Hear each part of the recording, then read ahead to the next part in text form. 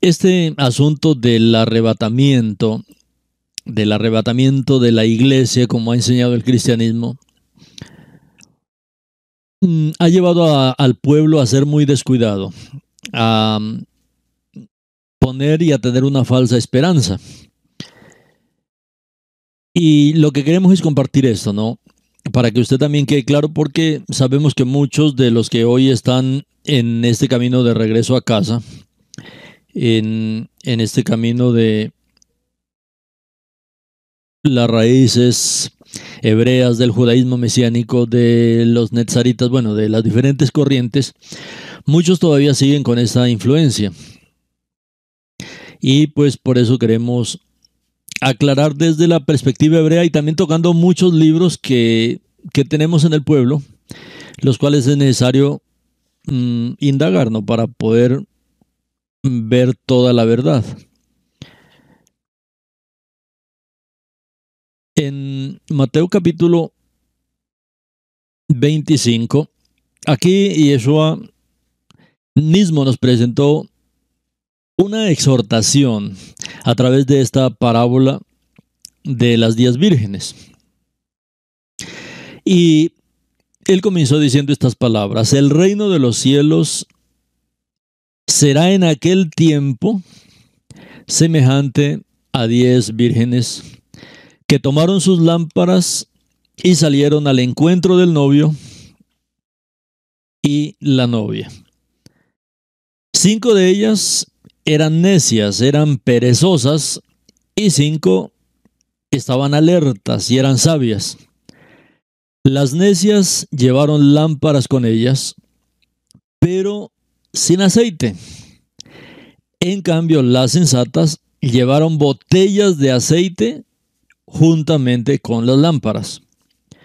Cuando el novio se retrasó para venir, todos se cansaron y durmieron.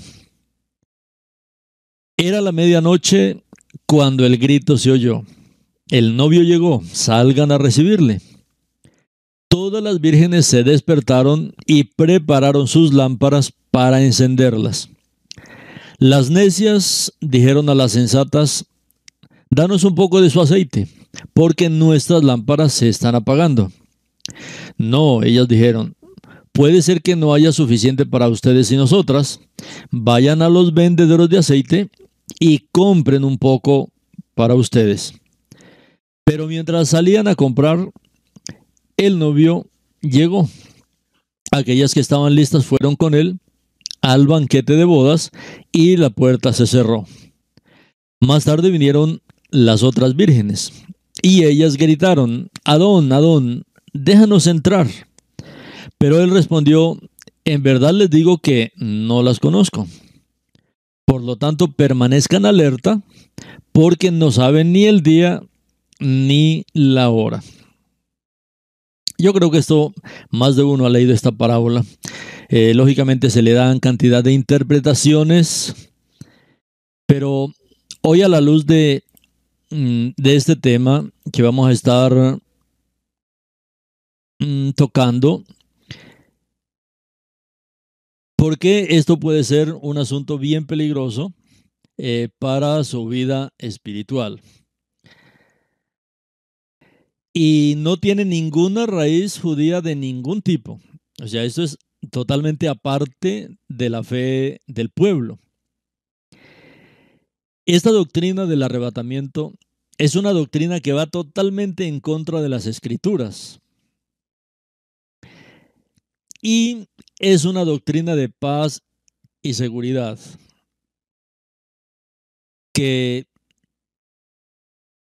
en el futuro va a destruir la fe y la confianza de muchos. Y estos puntos nosotros necesitamos tenerlos claro. Y como Yeshua nos está advirtiendo aquí al final de esta parábola, ¿qué dijo él? Permanezcan alerta, porque no saben ni el día ni la hora. Cuando a usted se le da una falsa esperanza como esta del arrebatamiento, pues eso al fin y al cabo lo lleva a usted a no hacer esto que dice aquí el Mashiach, de no estar alerta, de no estar preparado, porque como dicen, no, como en cualquier momento vamos a ser arrebatados, entonces eh, estamos tranquilos. Y no es así porque la Torah es un libro que presenta cosas prácticas en las cuales en la redención el hombre tiene que intervenir. O sea, el hombre también tiene que cooperar. Si nosotros vemos el caso, por ejemplo, de la gran inundación, del gran diluvio, ya la situación había dado demasiado y el Eterno había decidido ahora traer toda esta inundación sobre la tierra. Sin embargo, ahí hubo un hombre que halló gracia, como dice la palabra, a los ojos del Eterno. Y aunque él halló gracia ante los ojos del Eterno y era diferente a todos en su generación, eh, no fue solo esa parte en que, listo, ya hallé gracia y ya, si viene el diluvio, no hay problema, yo voy a estar aquí tranquilo porque soy el único que hallé gracia. No, pues el Eterno le dijo, bueno, hazte un arca de madera para que por lo menos tú, tu familia y los animales se salven de toda la inundación. Ahora, no fue un asunto de que Noah se pusiera a discutir con el Eterno. Él emprendió el trabajo y no fue un trabajo de un año, de un mes, de 8 días. Fue un trabajo de 120 años en los cuales él tenía que estar trabajando y trabajando diligentemente en la construcción, en la fabricación, en el diseño de toda esta arca. No solamente era una situación de hacer el arca, era un asunto también de almacenar alimentos para todos esos animales, porque iba a durar un poco de tiempo la inundación que venía sobre la tierra. Entonces eran muchos detalles de los cuales tenía que cuidar Noah. Hoy día, debido a estas doctrinas de paz y seguridad, no es la única, ¿no? Hay muchas doctrinas de paz y seguridad en las cuales el pueblo está durmiendo, como está aquí hablando el Mashiach. Sencillamente como vírgenes perezosas, vírgenes que no están cumpliendo su labor. Estas vírgenes necias, dice, pero él utiliza algunas palabras aquí en la parábola que él está hablándonos. 5 de ellas eran necias. 5 de ellas eran necias. No, pues yo confío en la gracia del Eterno, pero mire que no solamente confió en la gracia del Eterno, sino que él también obedeció la palabra del Eterno de hacer el arca. Siempre ha habido esa cooperación del hombre. Nosotros siempre tenemos que cooperar con el Eterno en todo su plan. Es que somos sus siervos, somos sus cooperadores. 5 de ellas eran necias, 5 de ellas eran perezosas, 5 de ellas eran negligentes. 5 de ellas no estaban alistándose para esta preparación. Cuando hablamos de las profecías mesiánicas del Tanaj, las cuales estamos tocando cada noche, el fin es ese, el fin es que todos podamos entender la importancia de prepararnos para la venida del Mashiach. Y es que son 330 profecías. ¿Cuál es el fin de todo esto? El fin de todo esto es prepararnos, es que el pueblo se prepare, es que todos nosotros nos preparemos, y cuando hablamos de esta preparación, implica pues que nosotros tenemos que hacer algo en esta obra. Especialmente ante un evento tan importante, ante un evento tan grande como es el evento de la segunda venida del Mashiach. Por eso es que es tan importante. Entonces, mis hermanos, esta doctrina del arrebatamiento, porque hay muchos puntos de vista. Está el arrebatamiento pretribulación, diciendo que el arrebatamiento será antes de la gran tribulación. Otros dicen que el arrebatamiento es a la mitad de la gran tribulación. Otros que el arrebatamiento es al final de la gran tribulación. Bueno, hay cualquier cantidad de puntos de vista con respecto a esto. Pero Esto es una doctrina muy tardía, o sea, esto es algo muy nuevo que ni siquiera los discípulos, ni los talmidín, ni los emisarios del Mashiach conocieron esto. Esta doctrina, esta enseñanza, se inició hasta el siglo XIX. Y esta teología también está ahora amenazando con penetrar en los movimientos mesiánicos. Como le digo, tanto de raíces hebreas como de judaísmo mesiánico, como de nezaritas, muchos more hoy día todavía hablan de esta situación. Y hoy lo que queremos es ver estos puntos que, por un lado, el arrebatamiento, esta doctrina del arrebatamiento, es una invención moderna del cristianismo. Cuando hablamos del cristianismo es del catolicismo. La verdad, el cristianismo no ha producido teólogos. Casi toda la teología que se conoce hoy fue de los teólogos del catolicismo. Entonces, esto fue una invención del cristianismo. Ya vamos a ver la historia, cómo surgió. Y esto no tiene ninguna raíz judía de ningún tipo. Y vamos a ver en algunos libros por qué no es una enseñanza del judaísmo ni tiene raíces judías.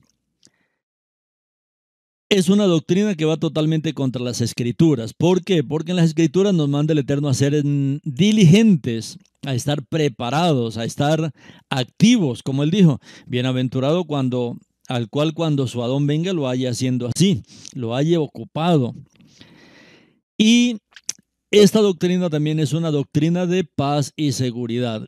Cuando hablamos de paz y seguridad, usted entiende que es una falsa paz y es una falsa seguridad, porque al final, en el futuro, como vemos aquí con el Mashiach, destruirá la fe de muchos y es la mitad de medio pueblo. Como él dice, son 5 prudentes y son 5 insensatas. Y estas insensatas, a lo último, su fe fue destruida. Estas 5 perezosas que no estaban alerta, haciendo la obra que el Mashiach les había encomendado, cuando a la medianoche, o sea, cuando la medianoche es la hora más oscura, es la hora de más dificultad. La noche está hablando de la tribulación.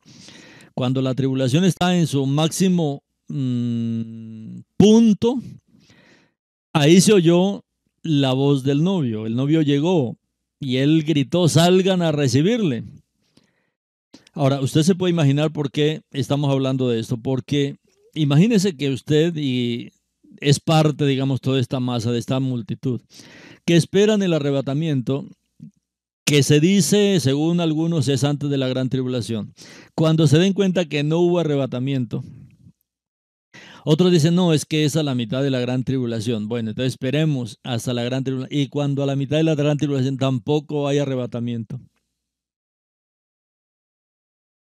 Esto causará una rebelión en el pueblo, esto causará una rebelión en todos aquellos que han creído en este tipo de doctrinas. Todas las vírgenes se despertaron y prepararon sus lámparas para encenderlas a la medianoche. Las necias dijeron a las sensatas, denos un poco de su aceite porque nuestras lámparas se están apagando. ¿Por qué es necesario esta actividad? O sea, esta actividad habla de estar ocupados en la obra del Eterno. ¿Por qué? Porque estas mujeres dicen que se descuidaron y lo único que querían era vivir con una fe prestada, con un aceite prestado, que no era de ellos. Y hoy cada uno necesitamos buscar en la palabra, cada uno necesitamos buscar comunión con el Mashiach para conocerle a él y para estar preparados.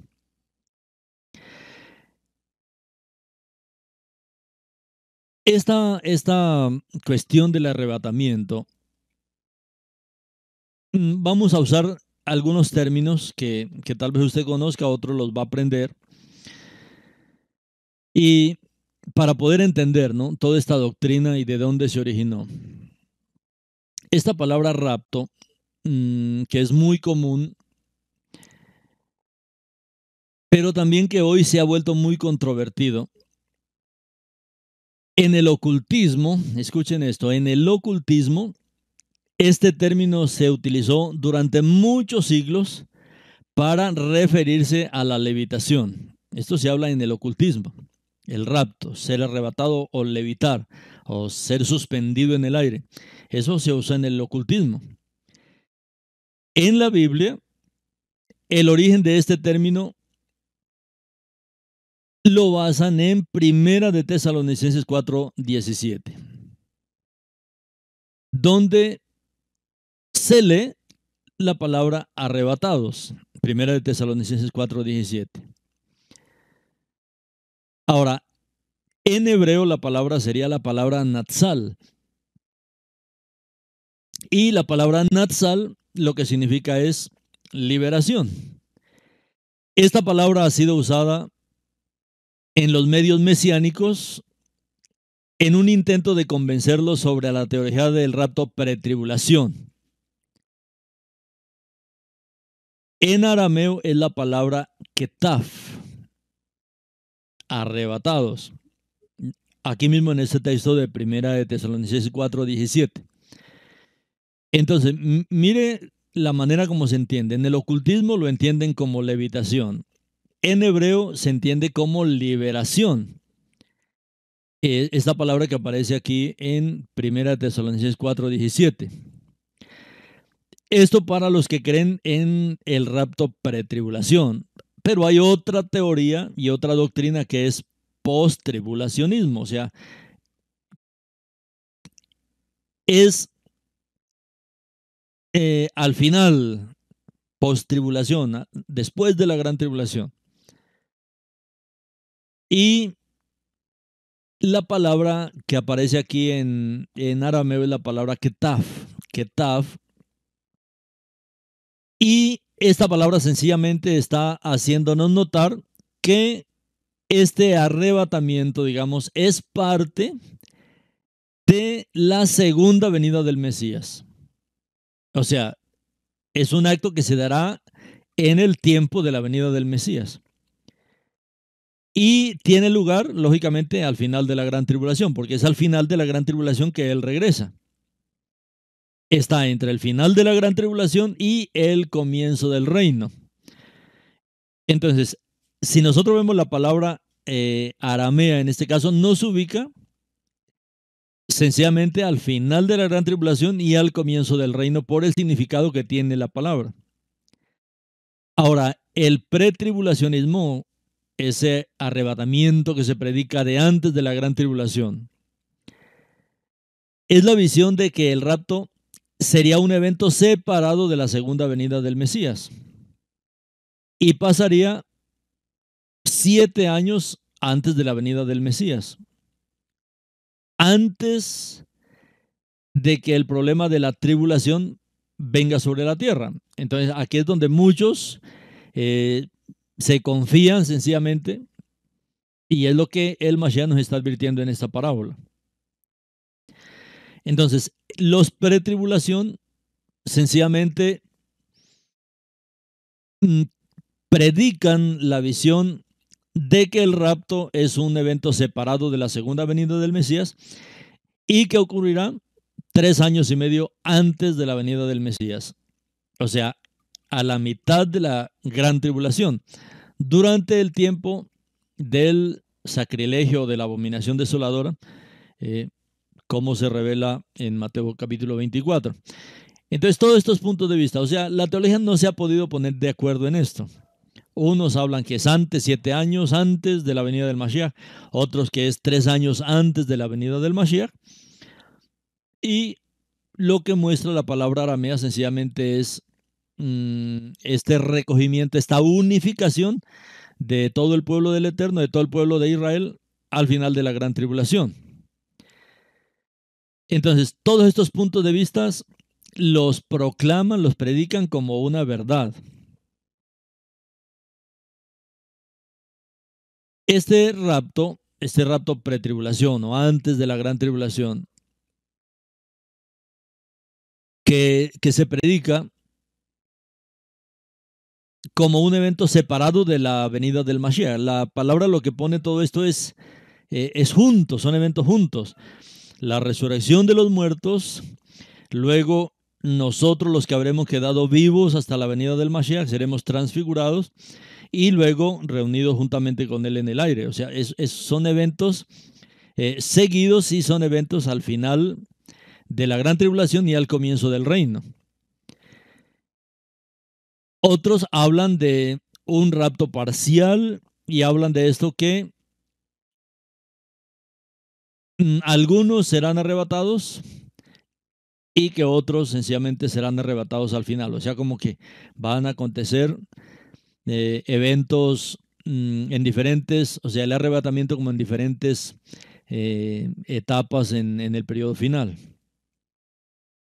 Ahora, le estoy hablando, estos son todos los conceptos, o sea, de una doctrina que se han inventado y lo han acuñado de todas estas maneras.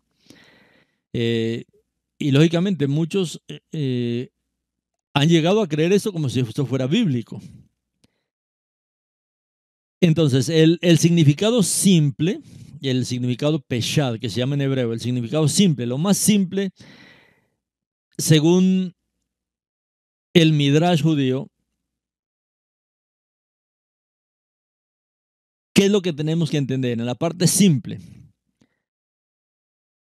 uno de los mayores problemas de la doctrina cristiana, porque esto, o sea, hoy tenemos que hablar, así como ya conocemos muchas doctrinas que formaron toda la teología del reemplazo, hay cosas que a la gente no le gusta tocar, ¿no? Nosotros conocemos ya muchas cosas de la teología del reemplazo. El sábado por el domingo, por ejemplo. La muerte del Mesías el viernes, la resurrección el domingo. O sea, todo esto es parte de las teologías del reemplazo. Pero hay gente que no le gusta abordar este tema, por ejemplo, también con respecto al arrebatamiento. Y esto también es parte de las doctrinas cristianas que nosotros necesitamos al fin entender que sencillamente era un engaño, que no era verdad. Y es lo que Yeshua nos está advirtiendo en esta parábola de las 10 vírgenes prudentes, de las 5 prudentes y las 5 insensatas. Este rapto pretribulación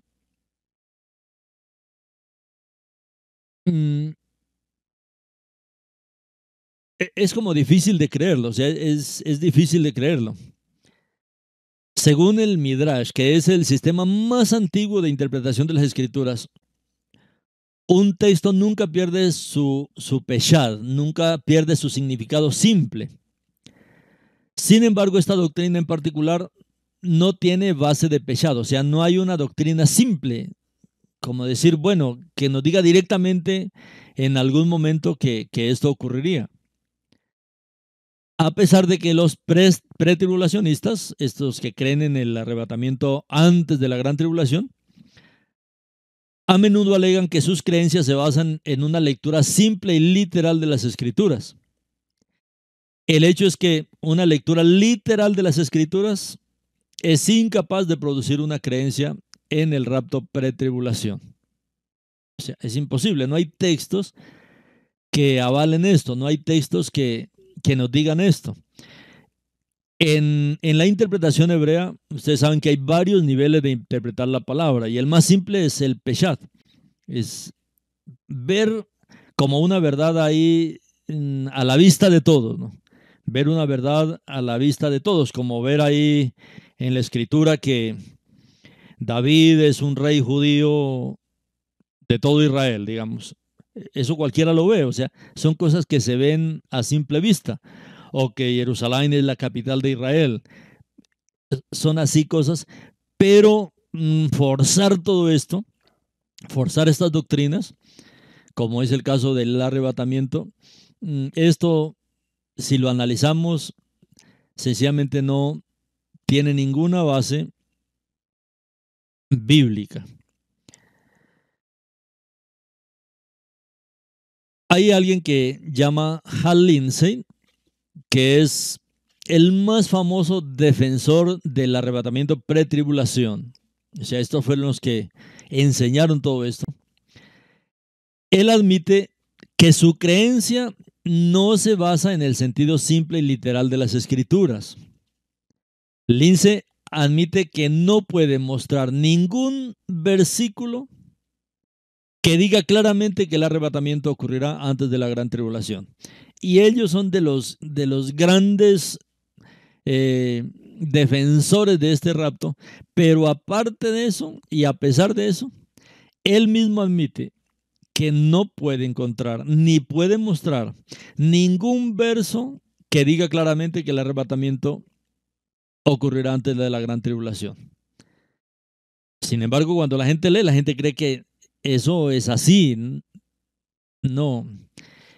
Él mismo estaba reconociendo, a pesar de que eran defensores de esta doctrina, pero mira hasta dónde llega la gente, ¿no? A pesar de que son defensores de esta doctrina, no pueden demostrar y no pueden sacar ni siquiera un verso, un versículo, para mostrar esto que ellos están enseñando. Y esto lo dice él en un libro que él escribió que llama El arrebatamiento por Hal Lindsey. Y en la página 32 él reconoce eso, que no puede mostrar ningún versículo que diga claramente que el arrebatamiento ocurrirá antes de la gran tribulación. Ahora decimos, ¿por qué las personas no entienden? O sea, hay que ir a las Escrituras. Y es que las Escrituras son las que nos van a sacar de todas estas dudas. Ahora, Lindsey, este hombre que defendió estas doctrinas y que creó estas doctrinas, él alega, a pesar de todo esto, alega que el arrebatamiento pretribulación está ampliamente basado en argumentos de inferencia y silencio. Basado en argumentos. Y por eso es que algunos argumentan que es antes de la gran tribulación, otros argumentan que es en la mitad de la gran tribulación, otro que es al final, otros que es por etapas. O sea, no se ponen de acuerdo. Es una doctrina basada solo en argumentos y sin base bíblica. Por eso estábamos hablando al comienzo. Esto no tiene ninguna base bíblica. Entonces, si este arrebatamiento pretribulación no viene de un entendimiento peshat, de un entendimiento simple de las Escrituras, lo que debemos preguntarnos es, bueno, oiga, ¿cómo así? Si esto es solo argumentos de los teólogos, si esto es, si esto no tiene ningún versículo, como dice Lindsey, que lo pueda decir claramente, yo me pregunto, yo tengo que preguntarle, entonces, ¿de dónde se originó? O sea, ¿cómo fue que se originó esto? Y lo más tremendo, ¿por qué tanta gente cree en esto, no? ¿Por qué tanta gente cree en estas cosas? Hay algo que todos conocen que es el dispensacionalismo. Esos son teologías del cristianismo. Y en el dispensacionalismo, en esa cantidad de argumentos de los teólogos, lógicamente una herejía engendra otra herejía. Una mentira engendra otra mentira. Y en eso es que se basa hoy día estas teologías del cristianismo. Que una herejía ha dado origen a otra herejía. Durante la década de 1820 y 1830, no hace mucho tiempo, hablando 1820-1830, en este periodo existió un teólogo cristiano llamado John Nelson Darby. Ustedes lo conocen a él, ¿no? Lo han oído. John Darby, fundador de la Hermandad de Plymouth. Él desarrolló una nueva teología sistemática llamada dispensacionalismo. Y esta doctrina desde entonces se ha vuelto muy popular en el cristianismo, porque Darby es muy popular en el cristianismo.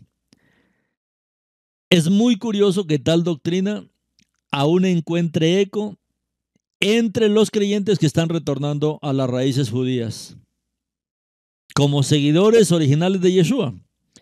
Sin embargo, todas estas doctrinas, hermanos, todavía son recibidas, todavía son aceptadas, todavía son predicadas, lo más tremendo. En el camino de las raíces judías, de las raíces hebreas, de judaísmo, de todas estas corrientes, lógicamente se apunta hacia la restauración de Israel, pero se carga con toda esta cantidad de argumentos, de todas estas herejías que se han enseñado. Nosotros como seguidores del Mashiach sencillamente tenemos que ir a la palabra. Si no está escrito, pues sencillamente no es. Es un hecho indiscutible que el dispensacionalismo no existió hasta el siglo XIX. No tiene ninguna raíz judía. Y ni existía en el cristianismo hasta este siglo en cuestión. O sea, para mostrar que es algo muy nuevo, y con este dispensacionalismo es que se han creado una cantidad de teologías y una cantidad de mentiras que no están en la palabra. Entonces, ¿cómo se originó esta gran mentira? Porque necesitamos llamarlo así, una gran mentira. La mayoría de los teólogos del siglo XIX, la mayoría, en este caso John Nelson Darby, creía que la ley de Moshe había desaparecido por medio de la muerte del Mashiach. Él creía en esto. Él era un hombre anti-Torá, John Nelson Darby, él era anti-Torá. Y de ahí ha venido todo esto también que se ha fortalecido en el pueblo hoy día. Imagínense si estos grandes maestros, entre comillas, enseñaban eso. Él mismo creía que la ley, la Torá, había sido desaparecida, había sido destruida con la muerte del Mashiach. Y eso es lo que muchos creen, que Yeshua vino sencillamente para liberarnos de la ley, de tal manera que ya no haya más ley, no haya Torá, como él dijo, pero es que no pasa ni siquiera por su mente, pensando que yo he venido para abrogar la Torá o los profetas. Ahora, Darby enseñaba esto. Darby se sentía incómodo con los serios problemas traídos por esta doctrina de que la ley había desaparecido. Darby percibió durante los 7 años de la última semana profética de Daniel, los sacrificios se estaban haciendo en el templo. Él lo percibió. Darby percibió eso, que durante los últimos 7 años que habla Daniel en esta semana profética, los sacrificios se estaban haciendo en el templo.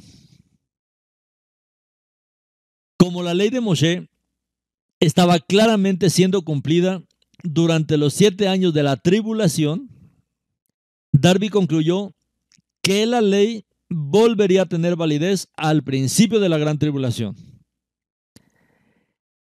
O sea, es tremendo. Enseñan una doctrina, no, definitivamente la ley desapareció con la muerte del Mashiach, pero otra vez será restaurada por un tiempito al comienzo de la gran tribulación.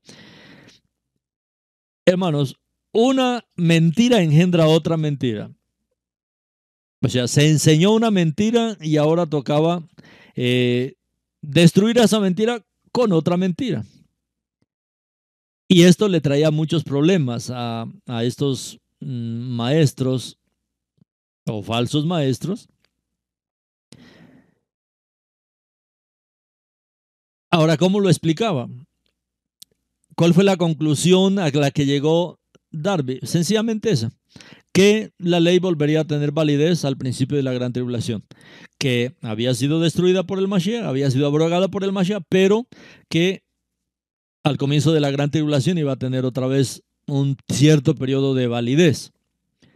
Ahora, esta línea de raciocinio hizo a Darby regresar las historias bíblicas y proféticas en periodos compartimentados. Entonces, ahí donde nace lo que se llama el dispensacionalismo. Entonces, se divide todo en eras, se divide todo en periodos. divide todo en compartimentos. Entonces Darby teorizó que la edad de la ley, a lo que llamó, entonces ahí comenzó a hablar de diferentes edades. La edad de la ley había terminado con la muerte del Mashiach, según él, y que la edad de la gracia, o la edad de la iglesia, como llamaba, había comenzado también por la muerte del Mashiach.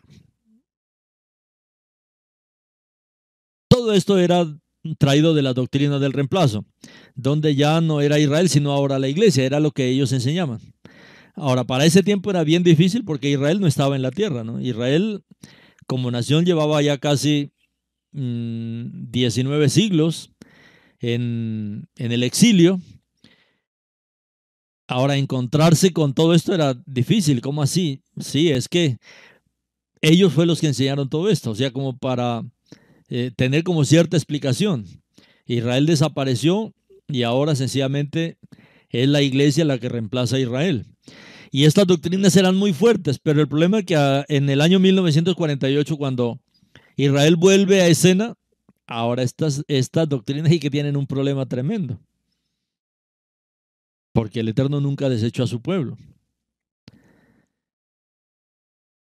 Entonces, con la gran tribulación, según él, la edad de la ley vuelve y la edad de la gracia termina. Imagínense todo esto que se enseñó. Esto creó un problema grande para la teoría de Darby. ¿Cómo podría la edad de la ley, cómo podría la ley regresar si la iglesia todavía estaba en la tierra? Entonces Darby creía que la edad de la ley, que en esta edad de la ley, el Eterno trataba con Israel y en la tribulación el Eterno volvería a lidiar con Israel. Entonces, ¿qué pasaría con la iglesia? Pues ciertamente la iglesia no saldría de la edad de la gracia para volver a la edad de la ley.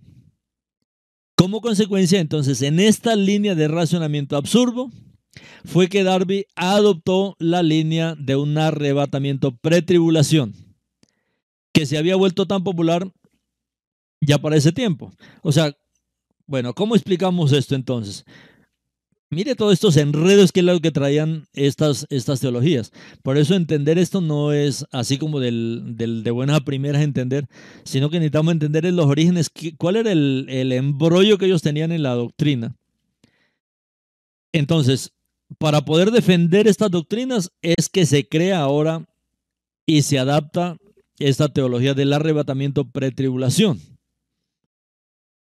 Ahora, esa idea del arrebatamiento pretribulación que comienza a surgir aquí, enseñaba que la iglesia saldría de la tierra al principio de la gran tribulación, o sea que la iglesia sería arrebatada al comienzo de la gran tribulación, dejando a Israel detrás para sufrir en la tribulación durante el periodo de otra vez la edad de la ley, que según él se iba otra vez a establecer durante el periodo de la gran tribulación. Ahora, Darby tenía otro problema. Si ve que se les va formando a un problema, se le forma otro problema. Si la iglesia fuera arrebatada dejando atrás a Israel, ¿qué pasaría entonces con los judíos creyentes? Con el pueblo judío que ha creído en el Mashiach. ¿Serían arrebatados juntamente con la iglesia o quedarían atrás con Israel? Entonces Darby, para solucionar esto, inventó otra solución, completamente loca. ¿Cuál fue? La dicotomía iglesia-Israel. Esta teoría enseñaba que un judío que se convertía en creyente del Mashiach pasaba a formar parte de la iglesia y no era más parte de Israel. Como resultado de esto, nadie podría ser parte tanto de la iglesia o de Israel.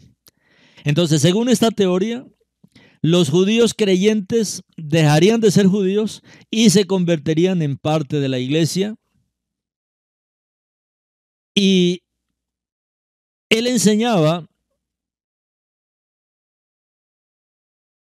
estas cosas. Uno dice, qué cosa tan bárbara, ¿no? Todo eso. Pero es que así son las teologías. tratar de explicar algo totalmente fuera de contexto, pues mira dónde vamos ya, dónde se está llevando todo este asunto. Y el problema es que hoy todo esto se enseña como verdades, o sea, se enseña como si esto fuera una doctrina totalmente bíblica. Entonces, ¿qué está diciendo Darby a estas alturas? Que los judíos creyentes dejarían de ser judíos y se convertirían en parte de la iglesia de Elohim. Que él enseñaba contener a personas que no eran ni judíos ni gentiles. Entonces, estas tres mentiras se convirtieron en pilares del dispensacionalismo. Estas tres mentiras. ¿Cuáles tres mentiras? Una, que la ley ya no era para hoy. Segundo, que el rapto sería antes de la gran tribulación. Y tercero, la dicotomía Israel-Iglesia. O sea, este problema hay. Un judío que cree en el Mashiach, entonces pasa a ser parte de la iglesia. Todo este lío. Eso es lo que han hecho los teólogos, enredar la situación. Por eso hoy, cuando estamos viniendo a este camino de regreso a casa, pues es que las cosas son tan sencillas, las cosas son tan fáciles. El Eterno nos dejó su Torah. A través de su Torah aprendemos de sus fiestas, aprendemos de su voluntad, aprendemos de su corazón, aprendemos del Mashiach. A través de su Torah aprendemos del plan eterno. A través de la Torah aprendemos la reunificación de Israel que ocurrirá al tiempo final. Y a través de la Torah aprendemos que el Eterno ha tenido siempre un pueblo y lo tendrá por la eternidad. O sea, la cosa es tan sencilla, pero las teologías han enredado todo esto. Y mire usted dónde va ya la situación. Obviamente los creyentes en Mashiach no podemos aceptar ni el primero ni el tercero. O sea, no podemos aceptar que el Mashiach haya abrogado la Torah. Y no podemos aceptar que hoy hay un fuego entre iglesia e Israel. O sea, no podemos eso porque hay un menos el rapto pretribulación. Nosotros como creyentes en el Mashiach no creemos esto. Nosotros no hablamos de que la ley haya sido abrogada. Por el contrario, está vigente. Como Yeshua dijo, pasarán primero el cielo y la tierra antes de que una yot haya pasado de la Torah. No creemos en esto de el rapto ni pretribulación, ni a la mitad de la tribulación, ni al final de la tribulación, ni en etapas en la tribulación. Creemos en la reunificación que el Eterno está haciendo de su pueblo Israel, el llamado que él está haciendo a Israel en todas las naciones, como su pueblo a través del Mashiach. No creemos en una dicotomía Israel-Iglesia. Creemos que el Eterno tiene un pueblo por el cual dio su vida, y todos los que creen en el Mashiach y en su obra redentora son agregados también a este pueblo. Entonces, la fe no es tan complicada, es algo sencillo. Ahora, esto de el rapto pretribulación,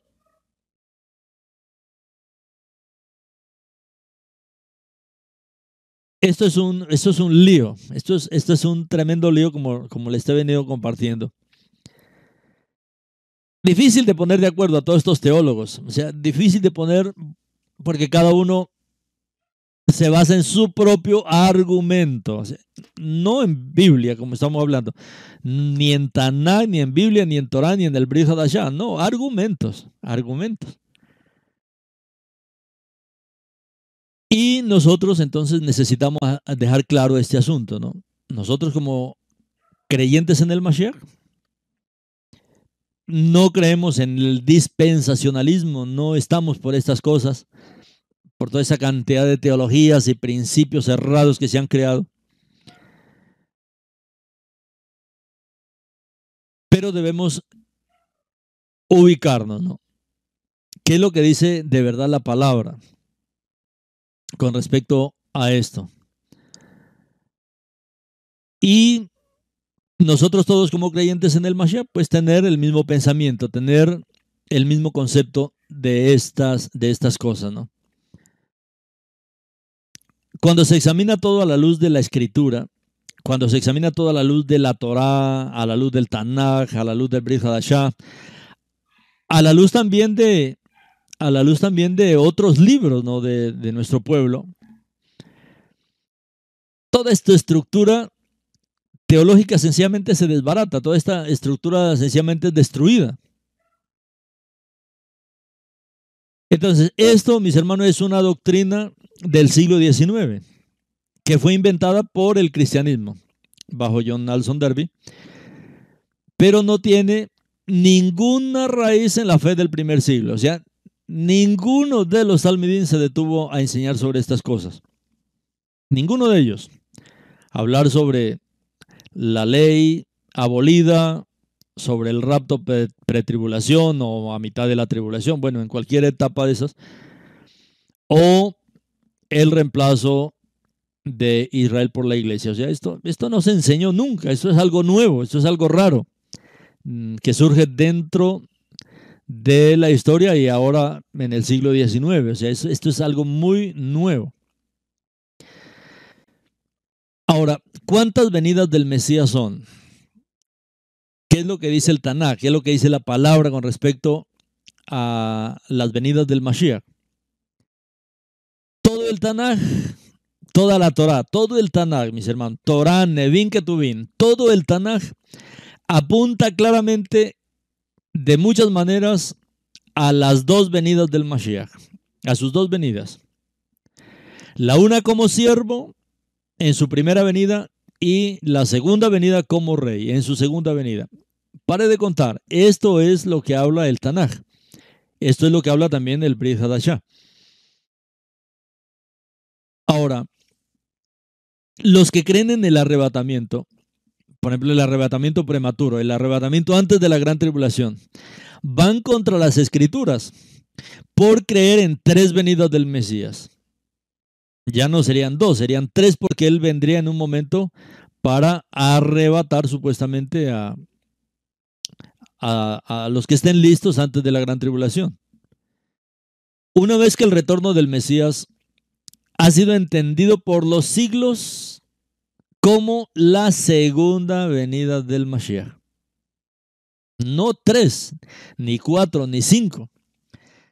Siempre debemos entender y estar claros que sencillamente el Tanaj nos revela la primera venida del Mashiach y la segunda venida del Mashiach, no más. Los que creen en el rapto prematuro deben cambiar la expresión de ese rapto prematuro como la tercera venida del Mashiach. Entonces, primero sería la tercera venida y luego la segunda venida. Imagínense este enredo. O insistir y seguir insistiendo ahí en sus argumentos como la mayoría, que el arrebatamiento prematuro no es de hecho una venida del Mesías. Entonces, bueno, ¿cómo es? Si la teoría del arrebatamiento prematuro, o sea, este arrebatamiento del pretribulación, si esto fuera verdadero, entonces las escrituras deberían enseñar sobre la aparición pretribulación del Mesías, que no es una venida del Mesías. O sea, debía enseñarse de esa manera. Y la escritura debía aclararnos esta situación. ¿Sí me entendieron esta parte, no? Si esta teoría del arrebatamiento pretribulación fuera una verdad, digamos que fuera verdad, como ya les dije, han buscado versos para probar y no los han encontrado. Y ellos mismos confesaron, no hemos encontrado versículos. Esto es argumentos teológicos.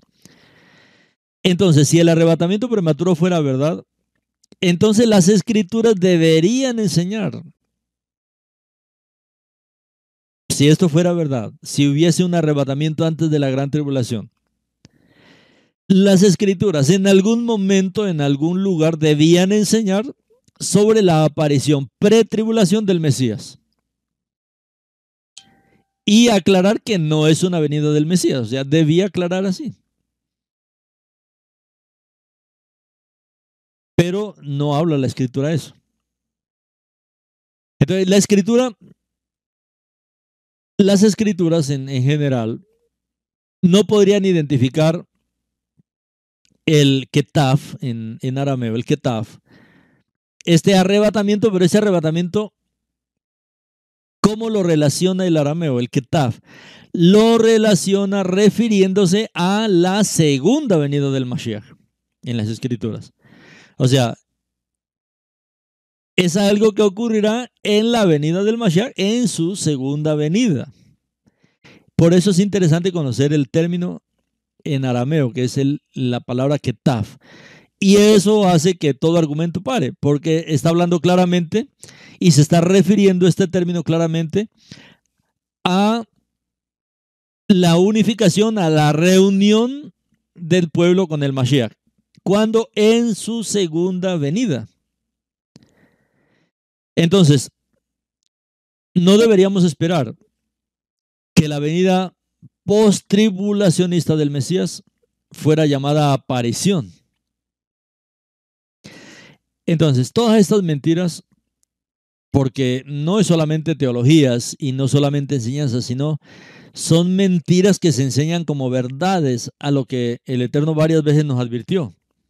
Y estamos justamente en este tiempo, donde la gente más fácil cree en las mentiras que en la verdad que está registrada en las Escrituras. Mira cómo dice Shaul en 2 Timoteo 4:1. Dice, te encargo solemnemente ante Adonai. Te encargo solemnemente ante Adonai, es decir, el Mashiach Yeshua, quien cuando se manifieste y establezca su reino, juzgará a vivos y muertos. Segunda de Timoteo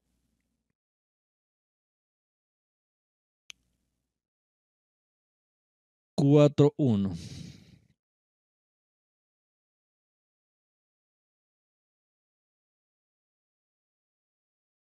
Segunda de Timoteo 4:1. Te encargo solemnemente ante Adonai,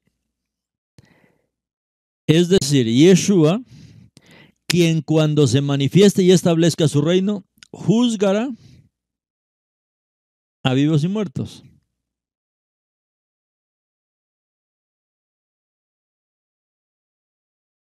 Miren lo que dice tan claramente aquí. Te encargo solemnemente ante Adonai, es decir, el Mashiach Yeshua, quien cuando se manifieste en su segunda venida y establezca su reino, juzgará a los vivos y a los muertos. Entonces, aquí vemos claramente que al final de la tribulación y al inicio del reino, tendremos la venida del Mesías. Ahora, Hebreos 9:28 dice, así que el Mashiach también fue sacrificado una sola vez y ofreció su cuerpo por los pecados de muchos y aparecerá por segunda vez. Aparecerá por segunda vez, no para tratar con el pecado, sino para salvación de aquellos que ansiosamente esperan por él. ¿Cuántas venidas? Es que la palabra es clara. Aparecerá por segunda vez, no para tratar con los pecados. Ya no es eso lo hizo en su primera venida. Aparecerá por segunda vez para salvación de aquellos que ansiosamente esperan por él. No podemos esperarle de una manera pacífica, sino ansiosa, diligente, con necesidad de su venida. Para salvación, y aquí esta salvación habla también de la transfiguración de nuestro cuerpo, de nuestra glorificación, de la resurrección de los muertos, o sea, de toda esta obra que se llevará a cabo cuando aparezca por segunda vez, como dice Hebreos 9:28.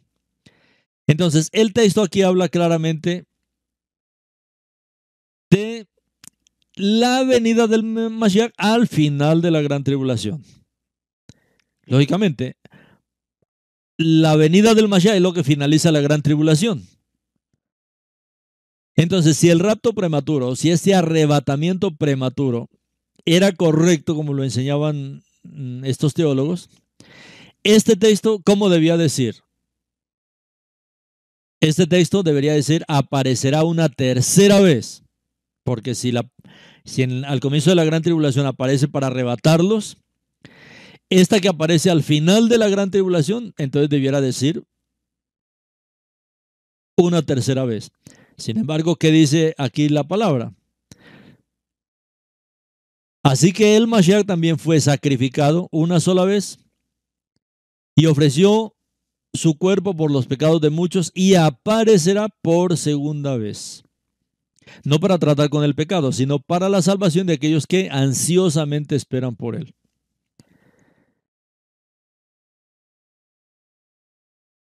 En Santiago 5:7 dice la palabra: por lo tanto, hermanos, sed pacientes con la venida de Adonai.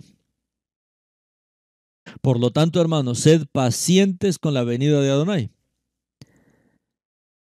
Este texto nos indica claramente que nuestra esperanza debe ser en la venida de Adonai. En la venida, no en una aparición. No es que se apareció y de manera invisible. No, no, no. Nuestra esperanza, por lo tanto, hermanos, sed pacientes con la venida.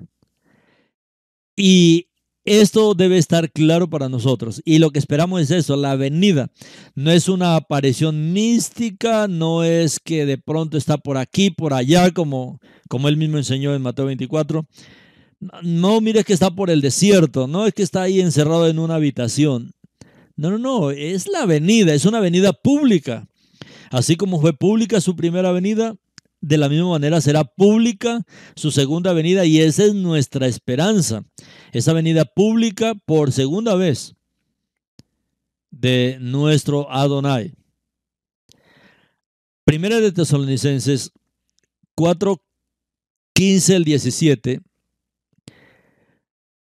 dice: cuando decimos esto lo basamos en las propias palabras del Adón. Nosotros los que permanezcamos vivos cuando el Adón venga, cuando el Adón venga. Nosotros, los que permanezcamos vivos cuando el Adón venga, en su segunda venida, seguramente o con seguridad, no precederemos a los que han muerto, porque el Adón mismo bajará de los cielos. El Adón mismo, él vendrá, el Adón mismo bajará de los cielos, con un grito vigoroso, con un llamado por el Malach principal Gabriel. Y el shofar de Adonai. Aquellos que han muerto unidos con el Mashiach serán los primeros en resucitar. Después nosotros, los que hayamos quedado vivos, seremos juntamente levantados con ellos en las nubes para encontrarnos con el Adón en el aire, y por tanto siempre estaremos con el Adón. Ahora, entendiendo todo esto, esto es muy claro. Entendiendo lo que hemos venido presentando es muy claro. El orden que presenta los eventos aquí Shaul. ¿Cuál es el orden? El orden es que cuando el Mashiach venga primero, oiremos su voz, su shofar, los muertos van a resucitar, luego nosotros los que estamos vivos vamos a ser transfigurados y luego seremos ahora sí levantados. ¿Hasta dónde? Nosotros los que hayamos quedado vivos seremos juntamente levantados con ellos, ya con los que han resucitado en las nubes. Esta primera reunión con nuestro Mashiach, este primer encuentro con nuestro Mashiach, no es ni siquiera en Jerusalén. Este primer encuentro es en las nubes, es en los aires, es en las alturas, para encontrarnos con el Adón en el aire. Es una gran reunión de bienvenida.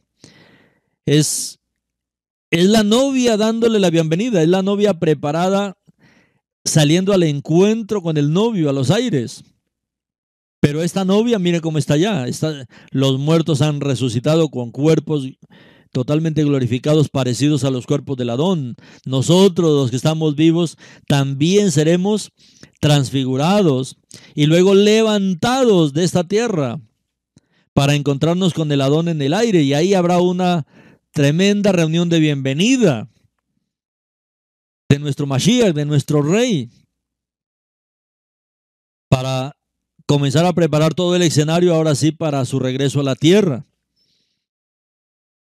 Entonces son eventos maravillosos que el Eterno nos revela, pero que ocurrirán al final de la gran tribulación, y esta venida de el Mashiach en el aire. Por eso él dijo, no se dejen engañar cuando le diga está ahí en el desierto o está acá en una habitación o está por Israel, por las calles de Israel. No, no lo crean. ¿Por qué? Porque él viene inicialmente hasta los aires, hasta las nubes. Y toda esta reunión que vamos a tener es ahí, en las nubes. Y luego, pues sencillamente, terminará su segunda venida a la tierra, cuando él descenderá, pondrá sus pies sobre el monte de los olivos, se destruirá todo el ejército del antimashiach que esté en ese tiempo en guerra contra Israel, todas las naciones que se han unido en esta guerra. Vea cómo está la situación hoy día, sonidos de guerra por todo lado. Estamos entrando a un tiempo difícil y él nos está dando esperanza con esto, él nos está dando mucha esperanza con estas palabras. Lógicamente vamos a estar en la gran tribulación, pero es que la gran tribulación también es el tiempo de la mayor cosecha que habrá sobre toda la historia de la humanidad, donde miles y miles creerán en la redención del Mashiach, incluso el pueblo yehudí, que aún no cree en el Mashiach. Será una gran cosecha y tenemos que apuntarnos a eso y tenemos que prepararnos para esta gran cosecha. Entonces, en este pasaje que habla del rapto, que es el que todos han tomado y lo han interpretado mal, vemos que la teoría del arrebatamiento de los que creen en tres venidas, digamos, de los que dicen que es antes, a la mitad o al final, o de los que creen en dos venidas y una aparición a la mitad de la gran tribulación, es totalmente contraria a las escrituras. O sea, eso no tiene una base escritural. ¿Por qué? Porque la escritura, como vimos, habla solamente de dos venidas. Las dos venidas del Mashiach. La primera vino como siervo sufriente a efectuar toda la obra de redención y regresará por segunda vez, como ya vimos también. Esta segunda venida llena de majestad, de cabod, de esplendor, de gloria, hasta las nubes, donde Él levantará a todos los que resucite, a todos los que estemos vivos, que hayamos quedado, los creyentes en el Mashiach, que lo anhelamos, como dice, de manera ansiosa para esta gran reunión con Él en el aire, como Él dice, para encontrarnos con el Adón en el aire. Y por lo tanto siempre estaremos con el Adón. Ahora, en la porción que leímos, vamos entendiendo mejor esta porción de las vírgenes.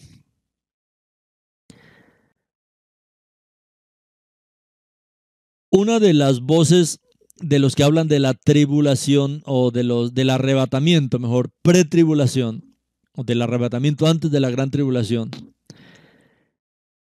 Uno de los versos que han utilizado para eso es que Él viene como ladrón de la noche o como ladrón en la noche.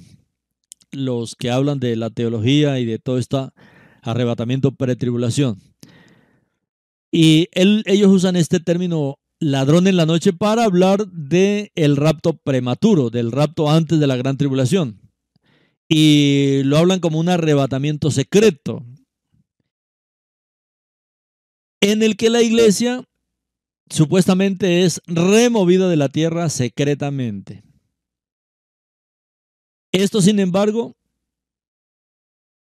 para hacer esto, han tenido que sacar la expresión completamente de su contexto y usarla mal, lógicamente.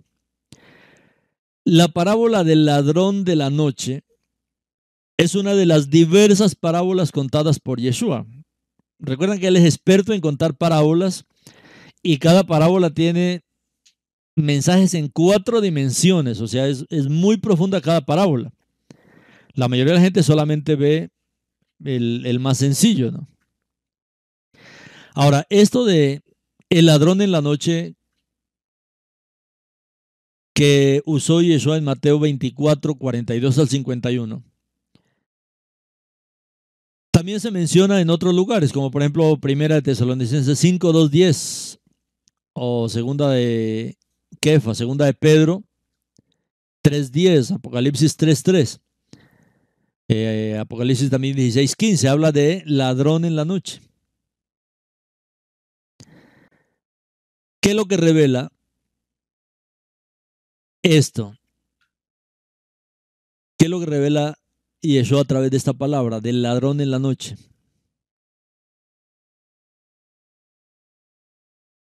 Lo que revela, por el contrario, es un arrebatamiento, pero al final de la gran tribulación. O sea, habla de esta reunión que está hablando Tesalonicenses, la cual se dará en la segunda venida del Mashiach. Entonces no hay ningún arrebatamiento, ni al comienzo, ni a la mitad, ni por partes, como se enseña en la teología, sino está hablando es de lo que acontecerá en su venida. Solo que necesitamos entender el tiempo de su venida. Entonces, Mateo 24:42 dice, velad pues porque no sabéis en qué día viene nuestro Adón.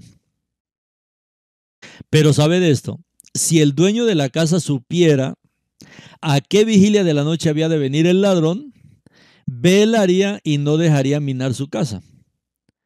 Por eso también vosotros percibidos, porque en una hora en que no pensáis, vendrá el Hijo del Hombre. Una parábola tiene muchos elementos, una parábola tiene mucha revelación, tiene muchos elementos que necesitamos poner atención. En esta parábola miremos, por ejemplo, el ladrón que está hablando aquí Yeshua. Si el dueño de la casa supiera a qué vigilia de la noche había de venir el ladrón. Entonces miremos este personaje aquí, el ladrón. ¿Quién es el ladrón en esta parábola? En esta parábola el ladrón es el Mesías. El ladrón es el Mashiach.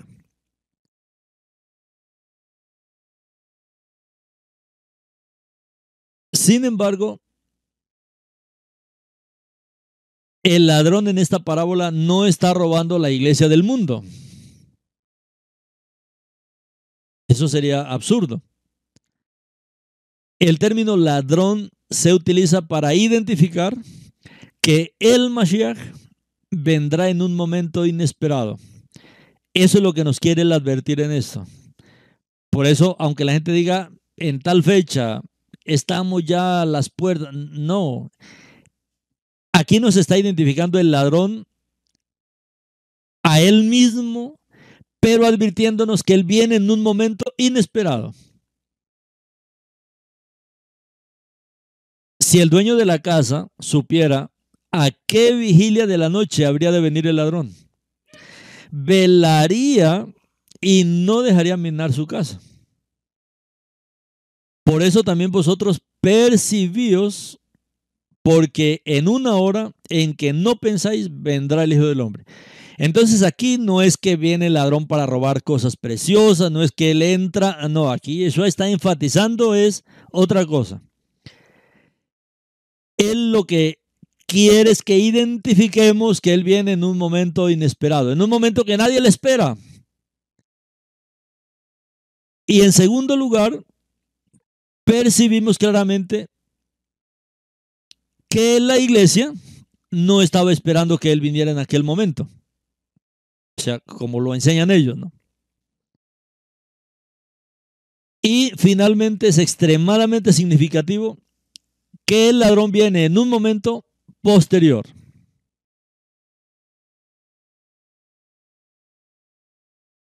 O sea, cuando ya la iglesia no lo esperaba. Es que la iglesia lo espera es antes de la gran tribulación. O a la mitad de la gran tribulación. El cristianismo lo espera ahí. Pero ¿qué pasa? Los va a encontrar durmiendo. Los va a encontrar durmiendo porque él va a venir en un tiempo que no lo esperan. Entonces, hoy están diciendo, no, en cualquier momentico es el arrebatamiento de la iglesia y los aviones quedarán sin chofer y bueno, y todo ese cuento que han inventado. Y eso está diciendo, ojo, él nos está advirtiendo con esto. Él va a venir en un momento desesperado, cuando ya nadie lo espera. Si hoy la gente dice, no, ¿cómo va a ser que nos va a dejar hasta el final? Bueno, nosotros nos estamos preparando. Nosotros como pueblo tenemos que prepararnos para pasar la gran tribulación. Nosotros debemos prepararnos para pasar por en medio de todo este problema del antimashiach. Debemos prepararnos. Nosotros debemos saber que es parte de nuestra historia, es parte de nuestra obra, es parte de la obra del Eterno, es parte del plan del Eterno, para demostrarnos al final de la gran tribulación que Él es poderoso para cuidar de nuestras vidas, que Él es poderoso para cuidar de nosotros en este tiempo difícil, como lo hizo con el pueblo de Israel cuando estuvo en Misraín. Esto es lo que Él quiere que aprendamos de esta parábola. De estar preparados para el momento que nadie le espera. Y cuando Él llegó en ese momento que no le esperaban, pues los encontró durmiendo.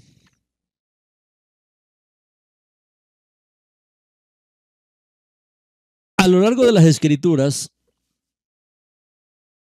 vemos que dormir, ¿qué significa dormir? ¿Por qué Él dice que los encuentra durmiendo? Que Él encuentra a estas vírgenes durmiendo. ¿Qué es lo que significa dormir? Y a lo largo de las Escrituras, dormir es un eufemismo para la apostasía. O sea, ¿qué es lo que Él nos está mostrando? Él nos está mostrando una extrema apostasía. La parábola del ladrón de la noche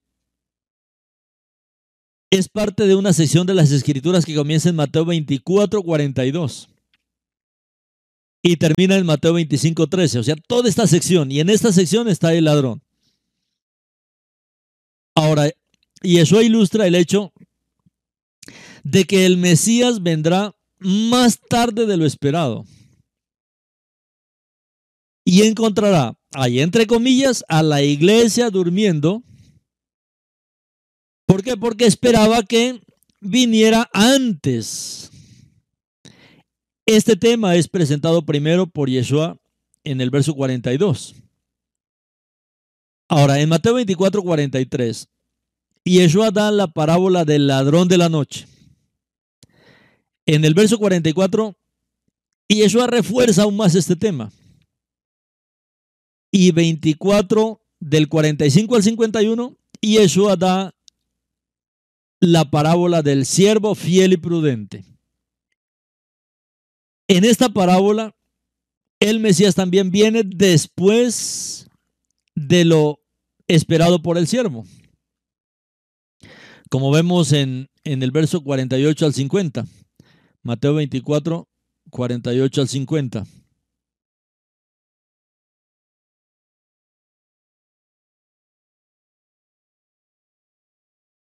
Pero si el sirviente es malvado y se dice a sí mismo, mi amo se está tomando su tiempo o está tardando, y empieza a golpear a los consiervos y pasa el tiempo comiendo y bebiendo con borrachos, entonces su amo vendrá en un día que el sirviente no le espera y a una hora que no sabe. Y lo castigará duramente y lo pondrá con los hipócritas. Allí será el lloro y el crujir de dientes. Entonces, el Mashiach, según esta parábola, viene después de lo esperado. Él viene después, no en el tiempo que normalmente se le espera, sino después del tiempo que se le espera, para encontrar un siervo apóstata. ¿Qué está haciendo este siervo? Este siervo apostató.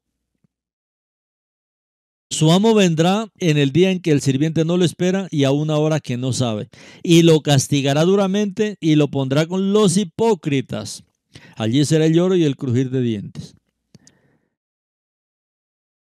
Entonces, ¿qué es dormir? Dormir está relacionado con la apostasía. Por eso Yeshua está hablando aquí de lo que le pasó a este siervo.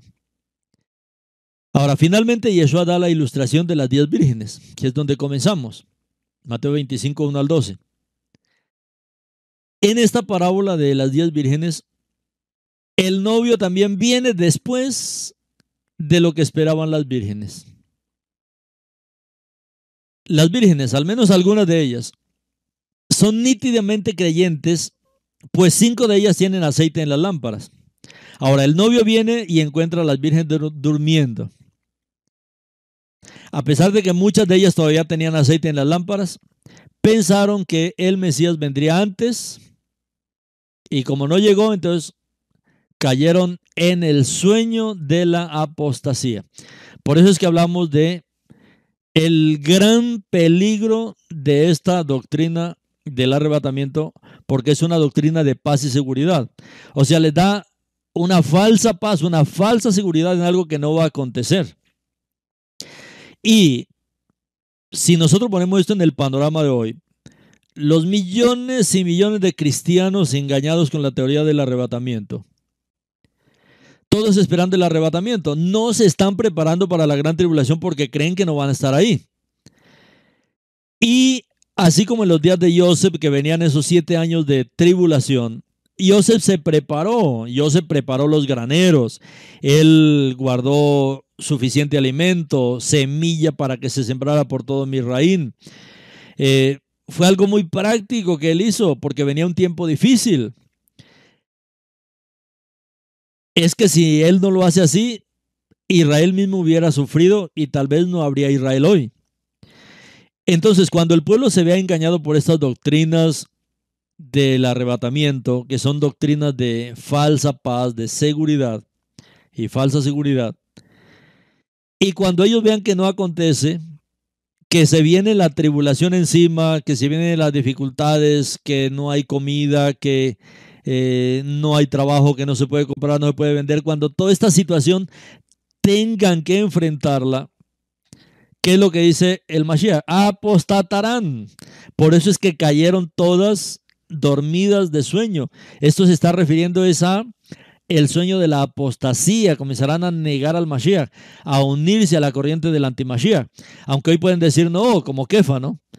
No, si yo tengo que morir por el Mashiach, yo lo hago. Pero cuando vino una muchachita y le preguntó, ¿tú eres de ellos también? No, yo no soy. Y comenzó a negar al Mashiach, a maldecir al Mashiach. Una cosa es decirlo ahora, otra cosa es decirlo en el tiempo que el Mashiach nos está presentando aquí en Mateo capítulo 24. Entonces, estas parábolas, este pasaje que él nos está explicando de este siervo, ¿cuál es el anhelo del Mashiach? Que, como él dice, ¿quién es el siervo fiel y sensato, al cual el amo lo pone al mando de su casa para dar comida a los sirvientes en su debido tiempo? Le iría muy bien a este sirviente si es encontrado haciendo sus labores cuando el amo regrese. Esto es lo normal que debemos nosotros buscar.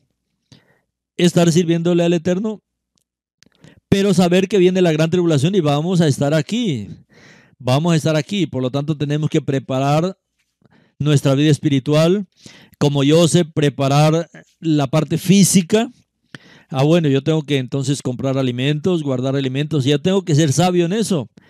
Yo no puedo decir, bueno, digamos, usted guardó una bodega de alimento. Guardó alimento, compró alimento. Y como los suizos tienen alimento para 5 años en sus bodegas. Y digamos, no pasó nada. No vino la gran tribulación, no pasó nada de esto. ¿Usted perdió algo por haber guardado esa tonelada ahí o esa bodega de alimento? No, usted no perdió absolutamente nada. ¿Qué es lo que dice el Mashiach? Él quiere que seamos fieles y sensatos, siervos fieles y sensatos, al cual el amo lo pone al mando de su casa para dar comida a los sirvientes a su debido tiempo. Entonces, así como Joseph preparó todas estas bodegas de alimentos, hermanos, eso debemos hacerlo nosotros hoy, para que en el tiempo que se venga la dificultad, no caigamos en la apostasía que Yeshua nos está advirtiendo aquí, en la que cayeron tanto este siervo, como él dice, si en verdad le digo que el amo lo pondrá a cargo de todo lo que le pertenece. Pero el sirviente malvado, o sea, el apóstata, que dice así a mismo, no, mi amo se está tomando como demasiado tiempo, ¿no? Él nos dijo que venía antes de la gran tribulación y no vino. Bueno, entonces su amo vendrá en el día en que el sirviente no lo espera. Ese es el problema, que estamos esperando el tiempo de la venida del Mashiach. Estamos haciendo las cosas al revés. Su amo vendrá en un día que el sirviente no le espera. Pero está diciendo que él vendrá al final. Y lo castigará duramente y lo pondrá con los hipócritas. Allí será el lloro y el crujir de dientes. Entonces, de esto es que nos advierte el capítulo 24, con las mujeres vírgenes, con estos siervos insensatos, con este siervo infiel. Nos advierte de la tremenda apostasía que se presentará en el pueblo en el fin del tiempo. Por eso es muy grave esta enseñanza. Es muy grave esta enseñanza de el arrebatamiento.